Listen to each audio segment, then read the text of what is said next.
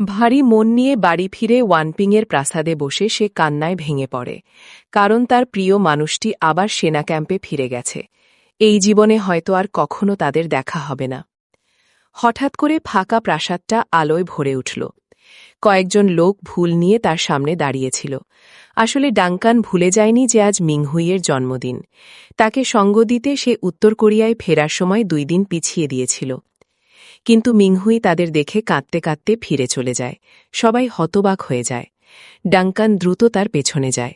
সে বারবার ক্ষমা চাইতে থাকে। তার মনে হয় এই সারপ্রাইজটাই মিংহুইকে ভয় পাইয়ে দিয়েছে। মিংহুই চোখে পানি নিয়ে বলে সে ভয় পাচ্ছে। এখন থেকে যখন সে একা জন্মদিন পালন করবে, তখন আজকের এই হাসি খুশির দিনটাই মনে পড়বে। ডাঙ্কান ধীরে ধীরে তার কাছে এগিয়ে এসে পেছন থেকে জড়িয়ে ধরে বলে, এখন থেকে তোমার প্রতিটা জন্মদিন আমি তোমার সাথেই কাটাব। ঈশ্বরকে ধন্যবাদ, তোমার সাথে আমার দেখা হয়েছে। ধনী পরিবারে জন্ম নেওয়া মিংহুই কখনো পরিবারের ভালোবাসা পায়নি। এই মুহূর্তে সে নিজেকে ধরে রাখতে পারে না। সে ঘুরে দাঁড়িয়ে ডাঙ্কানকে শক্ত করে জড়িয়ে ধরে। তারপর তারা দুজন আবার প্রাসাদে ফিরে আসে এই সুন্দর দিনটা একসাথে উদযাপন করতে। সবাই ঘুমিয়ে যাওয়ার পর ডাঙ্কান লজ্জা পেয়ে বলে সে মিংহুইয়ের জন্য একটা উপহার এনেছে। মিংহুই দেখে সে অনেকক্ষণ চুপ করে আছে, তাই সে নিজেই উপহারটা নিয়ে নেয়। দেখা গেল সেটা একটা আংটি। আংটির একটা পবিত্র অর্থ রয়েছে, তাই মুহূর্তটা তাদের দুজনের কাছেই একটু লাজুক হয়ে ওঠে। মিংহুই নিজেই আংটিটা পরে দেখে, কিন্তু সব আঙুলে সেটা ঢিলা লাগে। ডাঙ্কানকে কষ্ট না দিতে সে হাসি মুখে বলে, চলো একদিন আমরা একসাথে গিয়ে ঠিক সাইজের কাপল রিং কিনব। ডাঙ্কান মৃদু হেসে বলে, এভাবে নেওয়া ঠিক না, আমি নিজেই তোমাকে পরিয়ে দিতাম। মিংহুই মজা করে বলে, তুমি তো বলেছিলে কখনো প্রেম করনি, তাহলে এসব শিখলে কোথায়?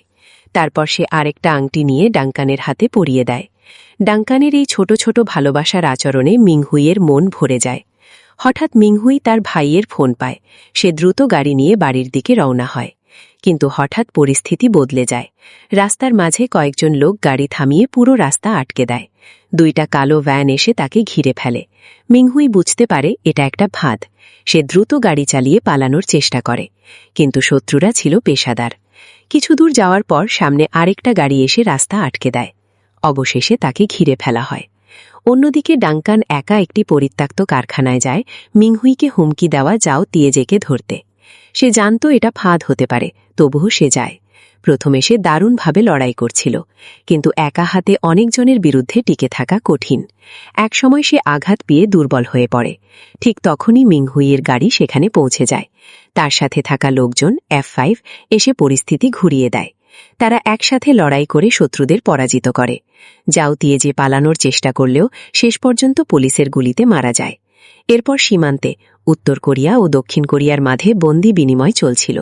ডাঙ্কানকে ফেরত নেওয়া হচ্ছিল। ঠিক তখনই মিংহুই সেখানে পৌঁছে যায়। সে সবকিছু উপেক্ষা করে দৌড়ে তার কাছে যায়। চারপাশে বন্দুক তাক করা, উত্তেজনা, সবকিছুর মাঝেও তাদের ভালোবাসা থেমে থাকে না। তারা জানত এই ভালোবাসার শেষটা ভালো নাও হতে পারে, তবুও তারা একে অপরের জন্য সবকিছু দিতে প্রস্তুত ছিল। শেষ পর্যন্ত সৈন্যরা জোর করে তাদের আলাদা করে দেয়। মিংহুই শুধু দাঁড়িয়ে ডাঙ্কানকে চলে যেতে দেখে। পরে ডাঙ্কানের গাড়ি মাঝপথে থেমে যায়। শত্রুরা আক্রমণ করে। ঠিক সেই সময় ডাঙ্কানের বাবা এসে তাকে বাঁচায়। সব শত্রুকে শেষ করে তিনি ছেলেকে নিয়ে ফিরে যান। অন্যদিকে মিংহুই একা প্রাসাদে ফিরে যায়। তার মন ভেঙে যায়। হঠাৎ সে একটি মেসেজ পায় ডাঙ্কানের থেকে। যদিও 2 দেশের মধ্যে যোগাযোগ সম্ভব নয়, ডাঙ্কান আগে থেকেই তার ফোনে 1 বছরের জন্য প্রতিদিন একটি করে মেসেজ সেট করে রেখেছিল। শেষ মেসেজে লেখা ছিল, এটাই আমার শেষ মেসেজ। যদি ভাগ্য চায় আমরা আবার দেখা করব, এমন এক দেশে যেখানে ফুল ফোটে।